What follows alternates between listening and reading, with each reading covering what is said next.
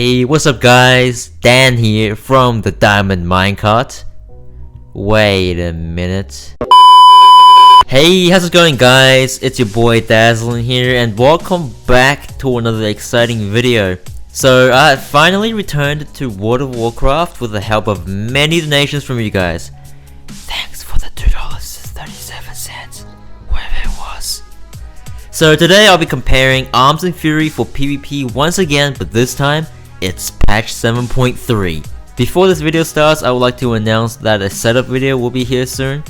It was going to be released before this video, but I recorded the video without pressing the record button. Epic fail. I will also be giving away a 3-month premium license for XSplit. Great program for those who wants to start streaming. All you gotta do to enter is leave a comment and like the video. Alright guys, Arms vs Fury, let's see which one is better in patch 7.3. Okay, so starting off, I will show you guys the talents of both specs and I will show you guys the ones that I'll be using for this video. For Arms Warrior, I will be using Dauntless, Stormbolt, Rend, Defensive Stance, Titanic Might, In for the Kill, and Opportunity Strikes. For Fury Warrior, I'll be using Endless Rage, Stormbolt, Avatar, Warprint, Frothing Berserker, Inner Rage, and Reckless Abandon. Now I will be testing out the damage of each spec. So I'll be doing one on the player and the second one on the training dummy for 15 seconds. Keep in mind that I do have Ayala's Stone Heart, which allows me to execute. This will not be used on the training dummy.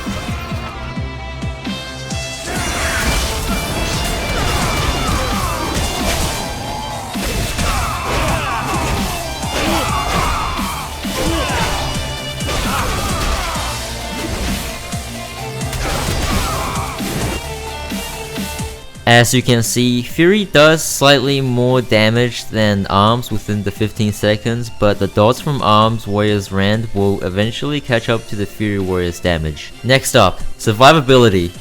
Many people got mad at me on my previous video for saying that Fury have better survivability than Arms, and also I did not mention Victory Rush. Now the reason why I didn't mention Victory Rush is because you can only use it after killing someone, which will be kind of useless because if you can't kill them you'll be dead. Duh. To prove that Fury does have a better survivability than Arms, we will have to compare Enraged Regeneration with Dive with the Sword. Now Enraged Regeneration reduces the damage taken by 30% and Bloodthirst restores an additional 20% health. This can be used while stunned, but you won't be able to hit your target with Bloodthirst. This effect lasts for 8 seconds. On the other hand, Dive with the Sword increases your parry chance by 100% and reduces all damage you take by 35%. Pretty much a god mode for 8 seconds. Bloodthirst has a 4.5 seconds cooldown which can be used twice during Enraged Regeneration, therefore healing up to almost 50% health while reducing all damage taken by 30%. In my opinion, Enraged Regeneration is slightly better because Dive with the Sword has a 3-minute cooldown, whereas Enraged Regeneration is sitting on a 2-minute cooldown. Keep in mind that Fury Warriors also have more health because they can equip 2 weapons, but it does balance out because while enraged, the damage you take is increased by 20% for 4 seconds, but this can be lowered to 15% with the talent Warpaint. Arms Warriors have Defensive Stance, which reduces all damage you take by 20% and all damage you deal by 10%. Both specs have Commanding Shout, which increases your health along with allies within 30 yards for 15%. But Arms Warriors have Victory Rush, which can be used within 20 seconds after killing an enemy, which heals you for 30% of your maximum health. Slowing your enemies down is extremely important as a melee. Arms Warriors use Hamstring, which deals 74k damage and reduces the enemy movement speed by 50% for 15 seconds, with the cost of 9 rage. Fury Warriors use Piercing Hail, which snares all the enemies within 15 yards, reducing their movement speed by 50% for 15 seconds, with the cost of 10 rage. Now, Piercing Hail is basically a ranged version of Hamstring at the cost of less damage and more rage. Finally, we will compare the artifact abilities. Wallbreaker for Arms Warriors allows you to stomp the ground, causing 200k shadow damage, and applies Colossus Smash effect to all nearby enemies. Odin's Fury for Fury Warrior is basically a spin that does 200k fire damage and an additional 160k fire damage over 4 seconds.